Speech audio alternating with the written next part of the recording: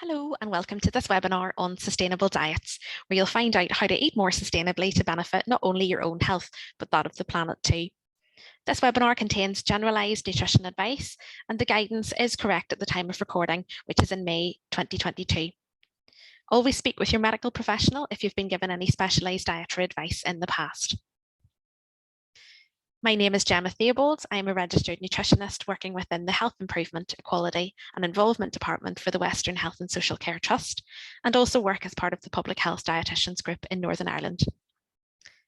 Sustainable diets are a global concern and a rapidly evolving area of research and public interest. And whilst it's widely recognised that we need to transform how we both produce and consume foods, there's lots of debate about the dietary changes that can help us to achieve that. So this session aims to translate all of that guidance, research and conflicting information into key messages to help you understand what practical changes you can make to your diet. The webinar is going to look at why we need to consider sustainability, food production and its impacts, what is meant by the term sustainable diet, what our current diet actually looks like in the UK, and then recommendations for simple and practical things that you can do. So to provide some background and context to sustainability, when we're thinking of environmental impacts, we're considering greenhouse gas emissions and also land and water and other inputs. And our eating habits are having an adverse impact on the environment, and climate change will threaten global security if we don't act now to prevent it. So the foods and the drinks that we choose to eat are important not only for our own and population health, but also the health of the planet too. So looking at food production, globally, food production is responsible for about 1/3 of all greenhouse gas emissions and over 1/3 of all the available land use across the world. Greenhouse gas emissions in the UK contribute significantly to global warming, and that's because it traps heat in our atmosphere, which, as well as increasing temperatures, can also lead to extreme weather events like droughts, floods, and water scarcity.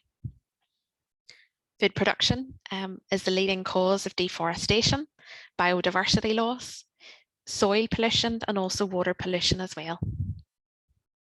Global systems, food systems also account for 70% of all human water use. So all stages of food production have an impact on our environment, and I'm going to talk you through each of the stages now. So firstly, growing our food requires land, water, greenhouses, and intensive heat. Not only that, but also the use of fertilizers to improve yield and quality. When we come then to harvesting the food, we need water, we need energy, and we need fuel for machinery to do that. In livestock farming, we see huge land use and also land being used to grow feed for animals. It's very water intensive and it also produces methane. Poor fishing practices over a number of years have impacted on fish stocks, with about 90% of fisheries now fully exploited or overfished. So that has had an impact on the marine population falling and also the marine ecosystem, which has been damaged as a result. Consider also the fuel that's required for boats and trawlers and the pollution that generates. Moving on then to the processing and the packing of all of our food. The use of large industrial plants and factories using both energy and water, and consider too the resources needed to produce the materials and the plastics used in packaging. Then we need all of this food to be transported to us. A large percentage of the food that sits on our UK supermarket shelves has been imported from other countries around the world. And that requires the use of planes, ferries, lorries, trucks, both nationally and globally. So consider again the fuel, the air and the ocean pollution to achieve all of that. We then, of course, need somewhere to purchase our food from. So our large chain stores and shops stock international products, and in doing so need logistics and supply chains, energy to run shops, and they also produce food wastage as well. Our cooking and our eating habits are also having a massive impact. We generally are purchasing too much food. We have a reliance on convenience foods. We're no longer cooking from scratch. We're eating more takeaways, and that's driving the demand for these types of foods. And added to that, we're also wasting an enormous amount of food. We're not composting and we're recycling less than we probably should. Then finally, the amount of food that we're wasting and putting into landfill. Our waste disposal requires bin lorries, ferries, processing plants, and that landfill is also causing greenhouse gas emissions as it's fermenting. And if you add that to the thousands of years that it takes for plastics to biodegrade, we're left with an environmental picture that isn't very pretty. So we know that the food system impacts on our environment, but are there particular foods that contribute more than others to greenhouse gas emissions in the UK? And the answer to that is yes. Red meat production accounts for almost a quarter of all greenhouse gas emissions from food, and that's due to the land that's used to breed animals, as well as the land that's used to grow food for them, the water that it takes to rear them, and also the methane that's produced as well. Followed by dairy products that account for about 14.3% of greenhouse gas emissions, followed by soft drinks and fruit juice. If you compare that with foods like cereals, oils, and fruits and vegetables, they have a much smaller environmental footprint. So, what is a sustainable diet? Defining it is really difficult. There's currently no consensus, but it's not a fashion fad or trend. It's not just about being vegan, and it's many complex things. I wanted to share with you a few definitions. The first is a very simple dictionary definition of sustainable, and that is something that is able to be maintained and kept going. If we look, however, towards the Food and Agriculture Organization of the United Nations, they say that sustainable diets are those with low environmental impacts, which contribute to food and nutrition security, healthy life for present and future generations. They also go on in their definition to say that sustainable diets should be protective and respectful of biodiversity and ecosystems, culturally acceptable, accessible, economically fair and affordable, nutritionally adequate, safe and healthy, and optimizing natural and human resources. As you can see, that has many stipulations and it's been critiqued because of that. But I suppose we need to be mindful that not all healthy eating patterns are guaranteed to be sustainable, and that a diet that has a low sustainable or environmental impact is not necessarily nutritionally adequate. So now I wanted as well to look at what is not meant by a sustainable diet. Sustainable diet can be, but do not necessarily equate to being a vegetarian or vegan, although generally these do have a lower environmental impact than the typical UK diet. If we think back though to the definition of sustainability, it needs to be achievable and culturally acceptable, and it wouldn't be appropriate for everyone to become vegan, to cut out all animal-based foods. And indeed, if we were to exclude animal-based foods like our meat or milk, fish and eggs from our diets, that could risk compromising intakes of really important vitamins and minerals that we rely on our diet to provide. And although animal welfare is not an important, although it is an important consideration for many people when thinking about food choices, it's not something that's usually within the definition of an environmentally sustainable diet. It's widely accepted that there's three broad pillars when thinking about sustainability. The first of those is economic, the second is social, and the third is environmental. And that third point is going to be our focus today, with a summary of the evidence, the research and the guidance currently on environmentally sustainable diets. So we need to understand what we're eating in the UK at the moment so that we can then make recommendations for change. And in some ways, we've never had it so good. We have an abundance of food, but we're eating far too much, which is leading to massive health problems, with about 15% of deaths in the UK being dietary related. But on the flip side of that, we also have families and individuals making really poor food choices based on very limited income. Generally speaking, we have a very low intake of fibre, of fruits and vegetables, and of essential micronutrients. But we are over consuming energy, and generally that energy is coming from saturated fat. So from our processed meat and red meat products, from our takeaway and our convenience foods, also our crisps and our confectionery, our butter and our lard, our biscuits and our sweet fare, our hard cheeses and too much salt as well. We're also consuming too much energy from sugar in the form of our fizzy drinks, sweets, chocolate, confectionery, all of our sweet baked goods. our jams, our chocolate-coated cereals, and also sugar and sauces too. And in turn, these dietary habits are fueling rising levels of weight gain and obesity, which in turn causes a host of other health-related problems, such as coronary heart disease and high blood pressure, type 2 diabetes, and the risk and the prevalence of some cancers too. So we've seen the consequences of what we're currently eating on the environment, and we've seen the consequence of what we're eating and its impact on our health. But what can we do to make our diets more sustainable? We need to transform how we both produce and consume foods, but we also need to consider good nutrition with a lower environmental impact, and it's about having the right balance of foods and drinks that are affordable and culturally acceptable, so that they're fair and achievable for everyone. So there is no ideal one-size-fits-all solution to this very complex problem. The British Nutrition Foundation recently undertook a review of all the scientific research studies and evidence and have made some recommendations of how we can make simple changes to our diets to be more sustainable. From reviewing all that evidence, they recommend shifting to a plant-rich diet that aligns more closely with the government healthy eating guidelines, which is the Eatwell guide that you see on the screen in front of you now. The Eatwell guide is the UK's healthy eating guidance. It shows the proportions of the main food groups that make up a healthy, well-balanced diet, and it provides advice on making those healthier food and drink choices. As you can see very clearly, no single food or food group can provide everything that we need to be healthy. So eating a variety of foods from each of the food groups can help us get the full range of nutrients that our bodies need. And we'll look at each of the food groups now in turn, but we really want to be shifting the balance from what we eat to include more plant-based foods, such as vegetables, fruits, beans, and other pulses and whole grain foods, whilst limiting those foods that are high in fat and salt and sugar that we looked at earlier.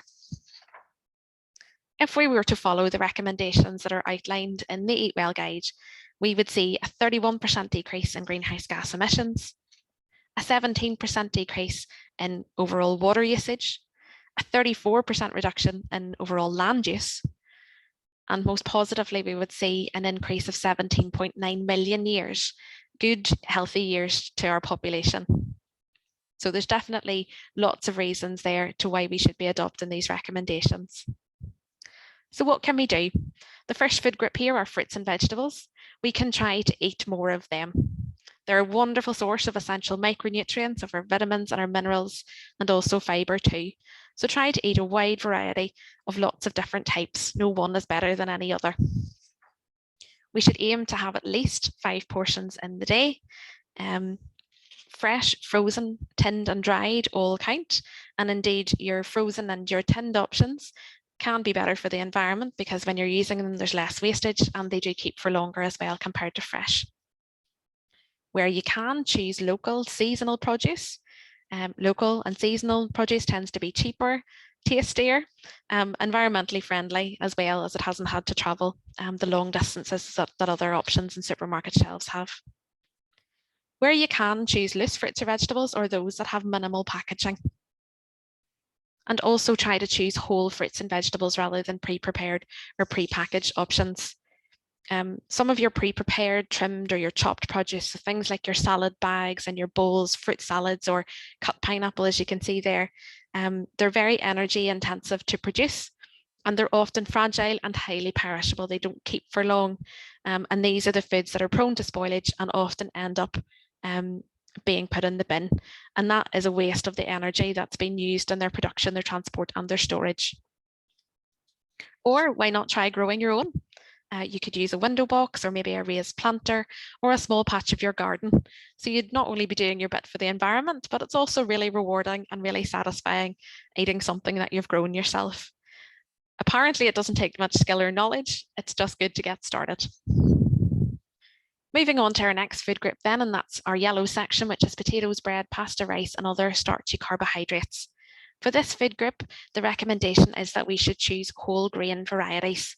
These need a lot less processing, and that in turn means that they are higher in fibre, will keep us feeling fuller for longer, and also promote good bowel health as well. The next section then is our protein providing foods. So our beans, our pulses, fish, eggs, meat, and other proteins. And as you've seen, red and processed meats have the single biggest environmental impact of any type of food. And not only that, but high consumption of red meat has been linked to poorer health outcomes and higher risks of some cancers. So it's a really good idea to reduce the amount of red meat that you eat. You don't have to completely stop eating meat, just eat a bit less. So no more than about 70 grams per day, which is anywhere between 350 to 500 grams per week. And red meat includes beef, steak, mince, lamb, pork, and pork products. And instead, you should try to eat a range of foods from this group that you can see in the picture. And it doesn't just have to be meat, it can be fish, beans, pulses, nuts, seeds, poultry, and eggs too. We should also try to eat less processed meats. So that's any product that undergoes a process to manufacturing it, like curing, smoking, or reforming. And that would be products like burgers, sausages, salami or cured meats, chicken nuggets, and sausage rolls. Those would be classed as ultra processed and generally are high in saturated fat and salt. We should try to shift towards more plant-based protein sources, and that's things like our beans, our pulses, our lentils, which are high in fiber and naturally low in saturated fat. But don't forget about plant-based meat alternatives as well, so microproteins or tofu or corn that are not high in saturated fat or salt. Just plant-based doesn't always mean healthy. Some foods that are sold as plant-based, and you'll see more of them now on supermarket shelves, can actually be high in salt, sugar, or saturated fat. So just make sure that you always check the label and go for the foods with more green and amber colours on the label rather than reds. We should also aim to eat 2 portions of fish per week, and one of those portions of fish should be oily. And that's because oily fish is really rich in omega-3 fatty acids, which are protective of heart and brain health. Oily fish includes salmon, mackerel, sardines, herring, and pilchards. And whilst we should be consuming fish, we need to make sure that it is from a sustainably managed source. And sustainable fish sources are those that can continue indefinitely and do not impact on the wider ocean ecosystem. So you'll often see this logo on sustainable sources, and that is because the certified fishery has received certification from the Marine Stewardship Council, the MSC. Moving then to our blue section, which is dairy and alternatives. The advice here is to choose low fat and low sugar options where possible. So for example, our milks, you should aim to drink low fat, so semi-skimmed or skimmed milk, and our lower fat cheeses. When thinking about our yogurts, aim for low fat and low sugar options such as plain, natural, or Greek yogurt. And we tend to overeat these foods. So aim for 2 to 3 portions per day, and a portion is a glass of milk, a small matchbox size of cheese, or a small pot of yogurt. If, however, you choose not to use cow's milk and want to use a plant-based milk alternative, make sure that it is fortified with calcium and vitamins and that is unsweetened. We should also aim to avoid our soft and our fizzy drinks. They are the 3rd biggest contributor to dietary greenhouse gas emissions because they need more energy to produce them. They've got significantly higher transport costs as a result of all the range of ingredients. And there's an impact of the plastic waste from drinks packaging as well. And also they contain really high levels of sugar usually, so they're best avoided. Tap water is our most sustainable source of hydration, so buy a reusable water bottle and fill it up before you leave home. We should also try to eat less foods that are high in fat, salt, and sugar. We all know that foods like our cakes, biscuits, pies, pastries are not healthy choices, but limiting these foods in our diet can also be a good way to reduce our environmental footprint. The other really critical thing that we can do to be more sustainable is to waste less food. So reducing the amount of waste that we create is going to reduce our environmental footprint. And that's because of all the land, the water, and the energy used in food production, as well as the release of those greenhouse gas emissions when it's decomposing as well. In the UK, we waste about 6.4 million tonnes of food each year. And the average UK household dumps about £470 per year of edible food. About 60% of the food that we waste is avoidable. So there's definitely things that we can be doing to reduce our food waste. And I'm going to share some really top tips with you now. Only buy what you will need or use. Try not to be tempted by special offers, no matter how good they seem. Try not to shop when you're hungry, because that often means that you will buy more. And try not to aimlessly wander around the shop without an idea of what you're actually going to be buying. And always have a look in your cupboards and your fridge and freezer before going shopping, so that you know exactly what you need. It's a good idea as well to know the difference between a use by date and a best before date. Foods are still fine to eat long after their best before date, as that indicates quality. However, they are not after their use by date, which is a marker of food safety, and that's usually on perishable meat, or perishable food products like meat. You should also think twice before dumping any food. Could you maybe cook the food and freeze it for another time? Could you make a soup, perhaps from the leftover vegetables that are going floppy at the bottom of your fridge? Or perhaps you could donate it. Could you give it to a friend or family member? Or could you give it to a local community fridge for someone else to make use of? You should also try to make a meal plan for a couple of days or even for the week ahead. And from that, make a comprehensive shopping list so that whenever you go to the shop, you know exactly what you need to buy, and that's going to help reduce food waste and also help save you money too. It's important to know how to store food correctly so that it lasts for as long as possible. For example, apples will last for up to 2 weeks in the fridge. However, bread goes stale quicker if it's kept in the fridge. It's much better to keep that at room temperature or pop it into the freezer. You should also try to make friends with your freezer. Most things will freeze. For example, your milk, bread, cheese, meat, and meals that you've previously made. Or why not try batch cooking and freezing meals, portioning them out so that you have meals ready for another time. Or anything that you have left over, put that in the freezer too. Or even take advantage of yellow labels at the end of the day when they're reduced. Or take advantage of special offers where it means that you could bulk buy food as well. This is a really important one and can be really eye-opening in terms of food waste, and that is to keep a log of everything that you dump. And that will help you see particular items that you're maybe regularly disposing of, or help you not to overbuy particular types of foods. You can also learn to love your leftovers. And then more importantly, try not to overcook, especially your carbohydrate foods like your pasta and your rice. Weigh out your portion sizes. But if you do indeed cook too much, make sure that you're using your leftovers. Things like a bolognese, for example, could be turned into a chili by adding a tin of kidney beans and some chili powder and serve that with rice or on a jacket potato. Or similarly, a leftover piece of chicken could become a pie, maybe with a potato top, or used as a sandwich filler, or used to make a curry. Some more recommendations then. We can also try to minimize the amount of plastic that we're using. So for example, if you're in the supermarket and you're buying bananas, you don't need to put them inside a plastic bag, just put your sticker on them and pop them into your trolley. A lot of supermarkets are now allowing you to return plastic wrapping for recycling, so make use of that if you can. Try, as we mentioned before, to buy your fruits and vegetables loose, and try using your reusable water bottle as well to reduce your plastic. We can also try to make the most of food waste and make that valuable. So compost any household waste, food waste that we have. Most councils now will provide a food waste bin, and they will go on to use that food waste to produce compost, which is used for community growing projects and allotments. So that is all the recommendations that I have for you today. And we all have our role to play. It's not just government officials or healthcare professionals or environmental activists about food sustainability. Communities have a place too, as do you as an individual. So what's your take-home message from today? What changes are you going to make? And just remember, Rome wasn't built in a day. Changing habits take time and they take perseverance. Try not to do too much all at once. So maybe just pick 1 or 2 easy wins. So are you maybe going to make sure that you always take your bags whenever you go to do your grocery shopping to stop you buying more plastic? Are you maybe going to have a meat-free Monday or a day in the week where you eat less meat?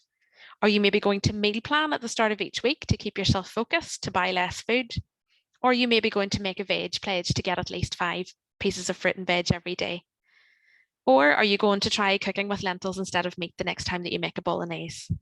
Just remember that every little action, individual action, that all joins together to create a much larger societal change.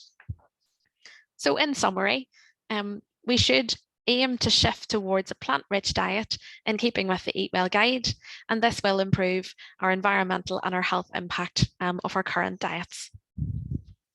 If you would like more information on anything that I've talked about today, the British Dietetic Association's One Blue Dot project is a great starting point. You can find that on their website. If you want to find out more about reducing food waste in your home, why not check out the Love Food Hate Waste website, and that will give you lots of lovely ideas about using leftovers and some great recipes too. Or for a roundup of the evidence, you can check out the British Nutrition Foundation's research and recommendations on their website. And for general nutrition information that you can trust, visit any of the websites that you see listed here. There is a wealth of information out there on the internet around nutrition, but sadly a lot of it is not accurate or reliable. But all of these websites provide evidence-based information that you can trust. So we have here the British Dietetic Association, the NHS, the Safe Food website, the British Heart Foundation, the NHS Better Health, Healthier Families, the START campaign, which is a fantastic one for families and for children, or the Choose to Live Better site. Also, don't forget to subscribe to our Public Health Dietitians YouTube channel for more webinars, recipe videos, and exciting nutrition content. I really hope you've enjoyed today's session and that you do go on to make small practical changes to make your diet more sustainable. Thank you very much for listening.